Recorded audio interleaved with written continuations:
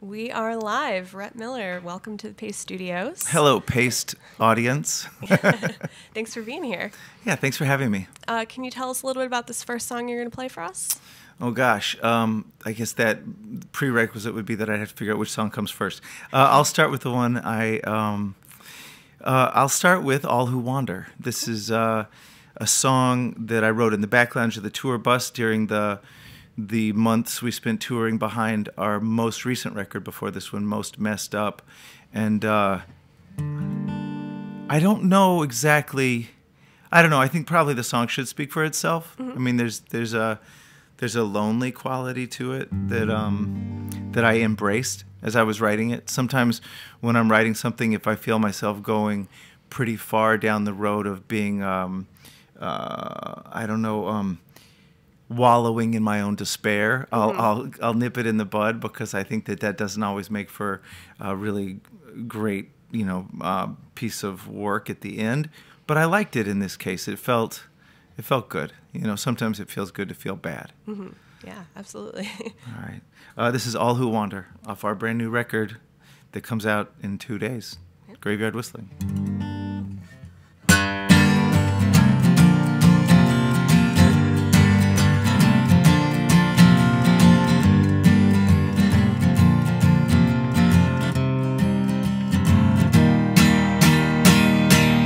I must live in this confusion.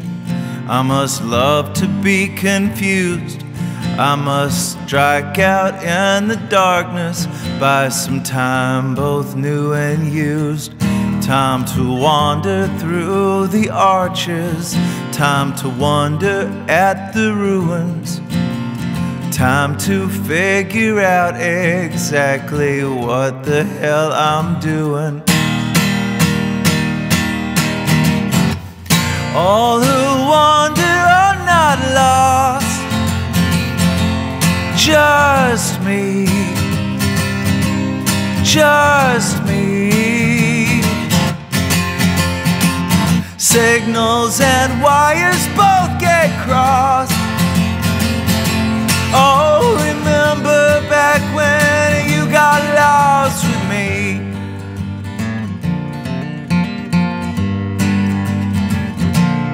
I must cling to that which kills me. I must lose my heart's desire. I must wind up warm and wasted with a flat screen for a fire. Will the stories make me happy? Some facsimile thereof. Will they give directions that will lead me back to love? All who wander are not lost, just me, just me. Signals and wires both get crossed. Oh, remember back when you got lost with me.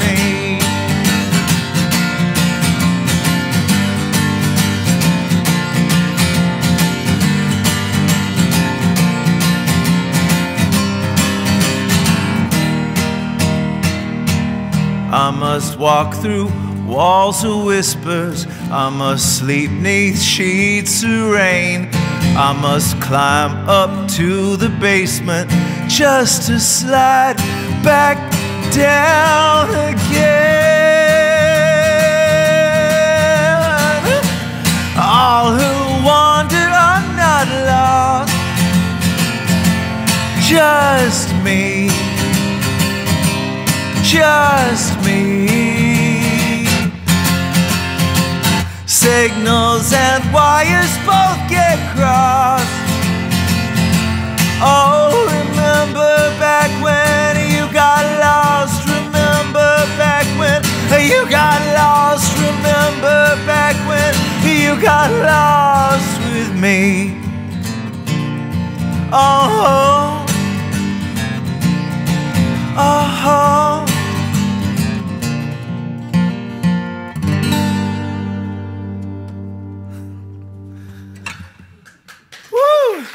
Thank you. It sounded great. Thanks. So the new record, you recorded it in the same studio that you recorded Too Far to Care. And what was that like going, coming full circle? Was that sort of, is that not right? No, you're exactly right. You're exactly right. Sure. Yeah. I just didn't want to interrupt you. Was that what was your experience recording that, and did it kind of bring things full circle for the band in a way? Yeah, there was a crazy time travel element to the studio experience because we went back into the studio's changed names in the intervening 2 decades. It had been called Village Productions, which is like the least memorable studio name. But now it's become this world-class studio where tons of huge records get made there. They've expanded now from being 1 studio on site to I think 3, if not 4. But when we went there for our first Elektra record in '96 or '7, we were there. It was 1 studio in a little hacienda located in the middle of 10,000, I think, acres of pecan trees, 45 minutes outside of El Paso, butting up against the Mexican border. And it was crazy. I mean, it was the most surreal scene, just being... I mean, that's about as desolate as it gets. And there we were just in this little hacienda and these old little rooms. It was... I mean, that experience felt like it could have been time travel. We were in a setting that felt like a Western. And so to go back there 2 decades later, it was really strange. And it was heightened by the fact that so little had changed. The studio room where we recorded was the same room and looked exactly the same. They'd built a little amp room off to the side, but you couldn't see that unless you walked through that one door. Otherwise, I was in the same place I'd stood as a 25-year-old kid. Yeah. And here we are all these years later, and it was really sweet. There was it felt very, as you say, it felt very full circle. And the weirdest moment was when I was in the same bedroom in the hacienda where I'd stayed as a 25-year-old kid, and I opened up the bedside table drawer, and there's a stack of papers, and I flipped through it, and there was a note that said, "Dear Rhett, here's the new American Music Club. The singer Mark Eitzel is a great writer. You guys should meet." Oh, wow. And somebody had given me this note, years ago. Somebody at Chrysalis Music Publishing, and I lifted that up and I was marveling at it. And there I looked right beneath it. There was a browned piece of paper that said, "Lisa at work." In my handwriting, there was a note I'd made of my girlfriend at the time's phone number in New York City where she was being a nanny for some family. It was insane. Like, it looked like a historical art. It was, I guess, a historical artifact. Like also a testament, perhaps, to the lack of house cleaning. But it was really cool. I mean, it was a really cool thing. It definitely made us conscious of how far we've come as a band, but it kept us connected to this idea that we are very much the same people we were when we made that. That was our 3rd record, and this is our 11th record. Right. And you would think that it would seem like a world of difference, but it doesn't. In so many ways, it's just the same guys, the same band. You walk in there with a bunch of songs. You hope they're going to sound good. You're surprised when they do because secretly you were afraid they wouldn't. It was really cool. Awesome. Well, what can you tell us about this next song you're going to play for us? Let's see. Maybe I will do. The last few records we've done with our friend Salim Narala, who's a great producer, and he and I co-wrote a number of songs, a handful of which wound up on this record. I've done more of that in the last few years, writing with friends. It wasn't by necessity, because I write songs. I've done it since I was 13 years old, and I love it. But it is fun. It can be such a lonely task, the writing of a song. Evidenced by that last song, everybody else in the band is asleep, and I'm in the back lounge with this bus, just feeling lonely. But so I wrote a few songs with other people on this record. There's co-writes with Caitlin Rose. There's Butch Walker and I wrote a song together. The great Nicole Atkins and I wrote a song together. Brandy Carlisle and I'll probably play that one for you before I get out of here. But I did write a few with my friend Salim, and Salim it was a little weird because he'd produced a handful of records for the band and one for me. It had been years, really, since the band had made a record with anyone else, and it felt right. We reached something of an apex, I felt like, musically with the last record. And in order to keep it from becoming stagnant, it made sense for us to try out somebody new, which wound up being great. Vance Powell is such a great producer and a great dude, and it worked really well to work with him.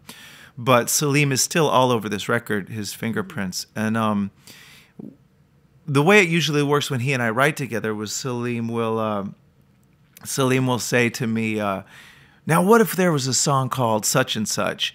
And usually I would say, oh, that's so stupid, that'll never work. But then I'll start thinking, but if it was to work, I think it would require, and then I'll start rattling it all, and he'll just sit back on the bed, you know, we're sharing a hotel room or a dressing room, and he'll just kick back, and a half an hour later I'll have like a first draft. And I'll say, okay, I still think it's stupid, but if it's going to work, it's going to be like this. And so he and I wrote this song that I thought was, you know, of all the songs that the initial idea for which I've had this reaction, you know, that it'll never work reaction, this was the most. He said, what if we write a song called Jesus Loves You? And I said, oh. He goes, no, hear me out. What if the opening sentiment was, Jesus loves you more than I do because he doesn't know you? And I thought, well, maybe.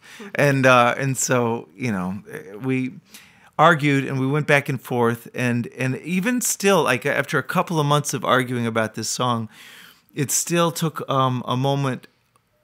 I had to realize that it needed a third verse that made it go from something that was kind of a series of mini punchlines to where the narrator in the song had a clear and relatable perspective, like where you saw something a little bit deeper. And there's a lot of songs kind of like this idea.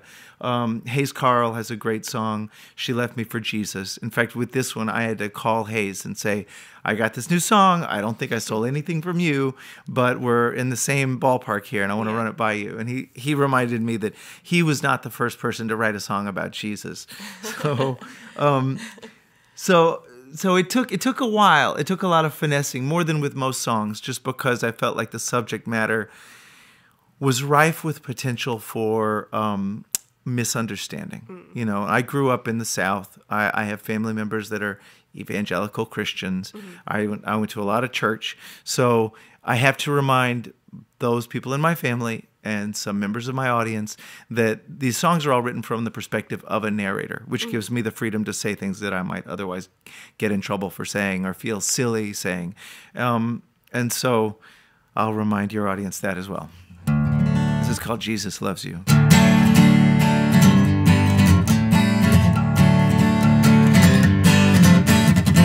Jesus loves you more than I do, just because he doesn't know you, not like I do.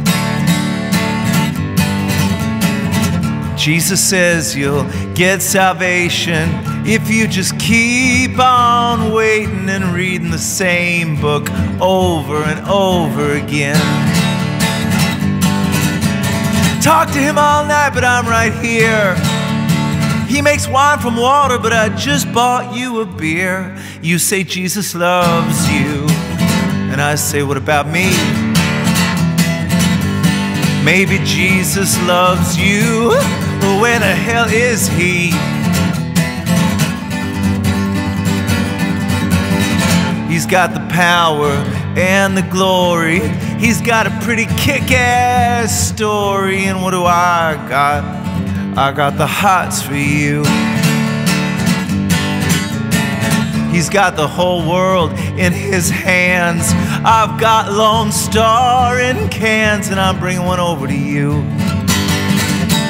sitting down next to you.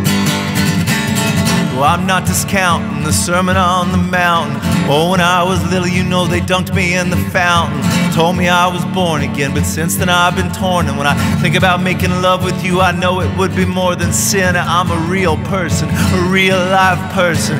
You can do a whole lot worse than ending up with me then. Even though I'm a heathen, not everybody out here is connecting like we've been. Take you to the river, let me take you to the river. I will deliver you. Pray to him all night, but I'm your man. He can walk on water, but I'll kiss you on the sand. You say Jesus loves you, and I say, what about me? Maybe Jesus loves you, but where the hell is he? You say Jesus loves you, and I say, what about me? Maybe Jesus loves you, but where the hell is he?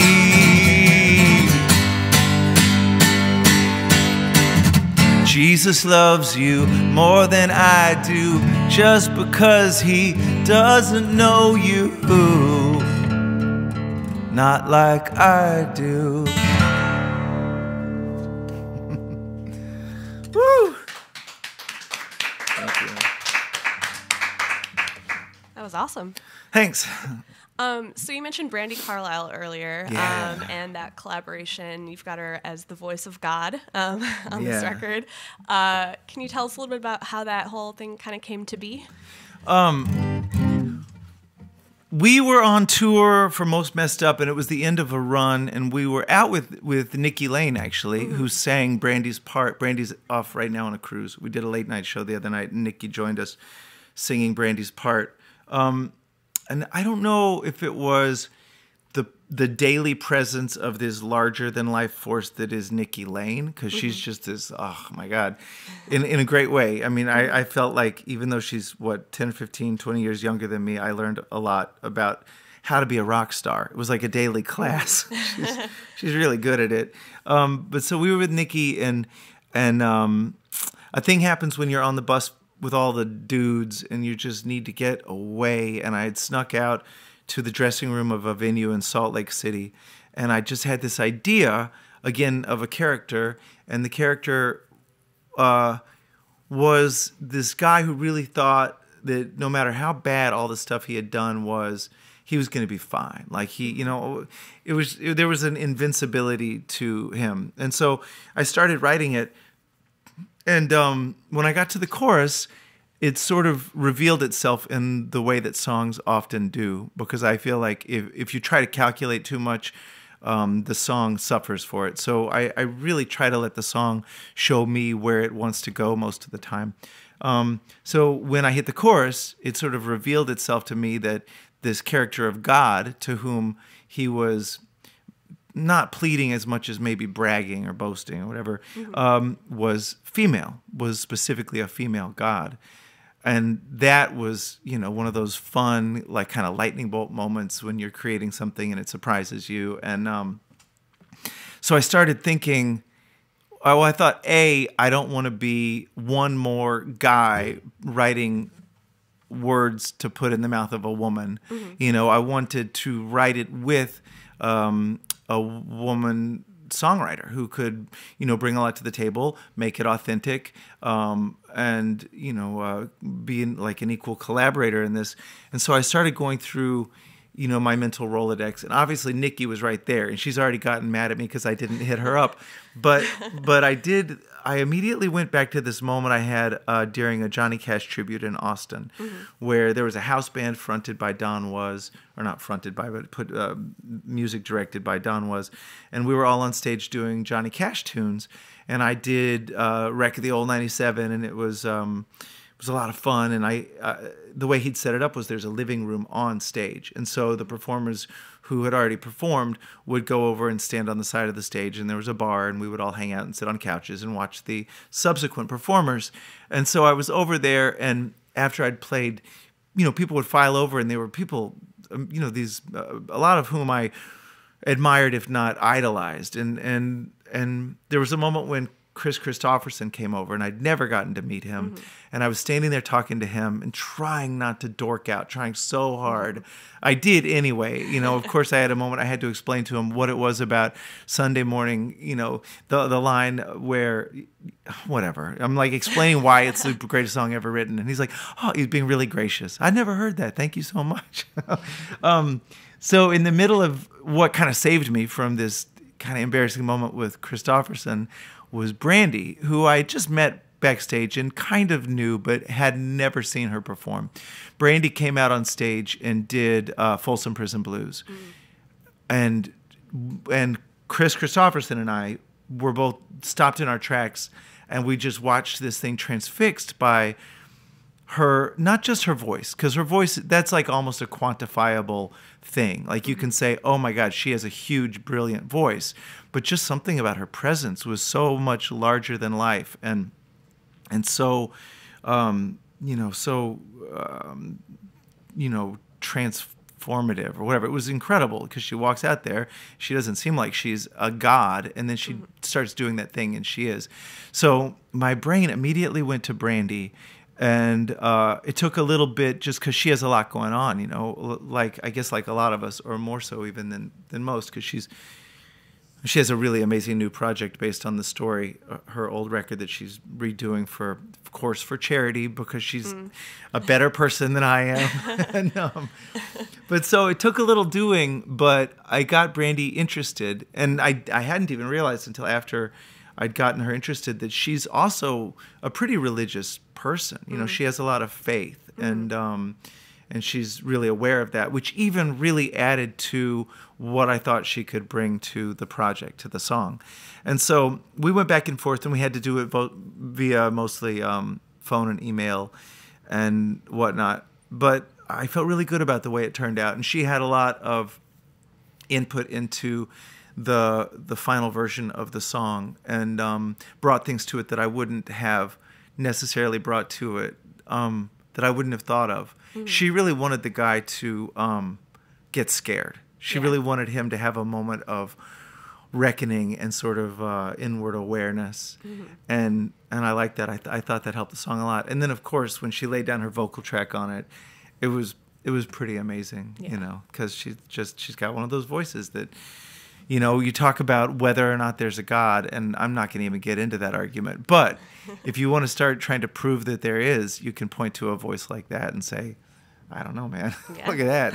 Absolutely. Well, is that what we're going to hear from you? Yes, that's awesome. And it's also a pretty good, you told me 3 songs, so I figured I'd save this one for the end. It's kind of a set closer. Cool. All right, this is Good With God off the old 97's new album out on ATO Records this week, Graveyard Whistling.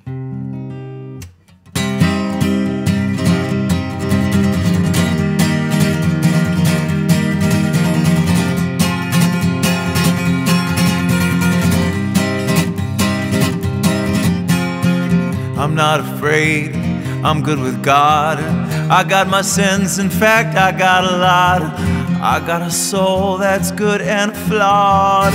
I'm good with God, I'm good with God.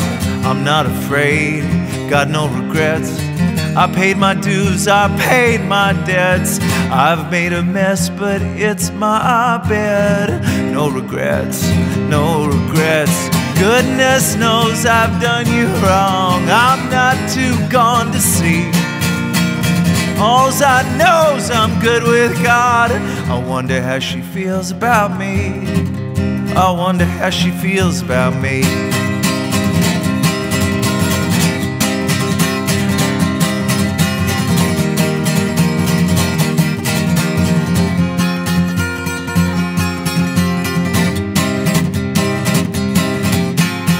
You should be scared, I'm not so nice. Many a man has paid the price. You're pretty thick, so I'll tell you twice. I'm not so nice, I'm not so nice. I made you up and I'll break you down. I'll do it slow, how does that sound? You're just a joke that's going round. Goodness knows you've done me wrong. I'm not too blind to see. You might think you're good with God. We're gonna have to wait and see. I guess we'll have to wait and see.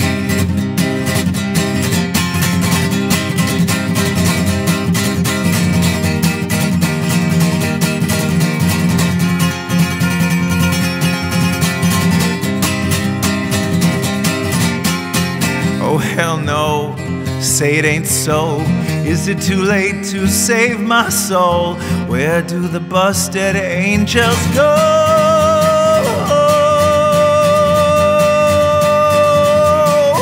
Oh, goodness knows I've done you wrong. I'm not too gone to see.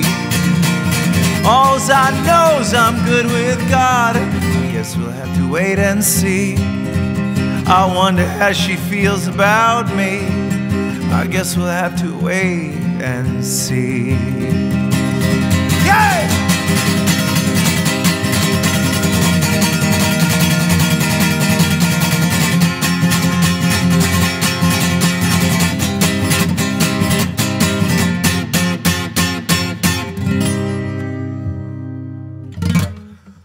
Woo! That was awesome. Thank you. Well, thank you so much for being here. Before we let you go, do you want to let people know where they can next catch you guys live? Oh my gosh. So the old 97's are starting. We've got some dates in Florida, and then we start with a West Coast tour proper in March. I never know where we're going, so I'm sure the internet knows. It's on the internet. But yeah, we'll be out West Coast all of March, and then the Northeast and Midwest throughout May, and we're just not going to stop for the rest of this year. We will come to your town. Awesome. Great. Well, thanks so much for being here. We really appreciate it. Yeah, thanks for having me.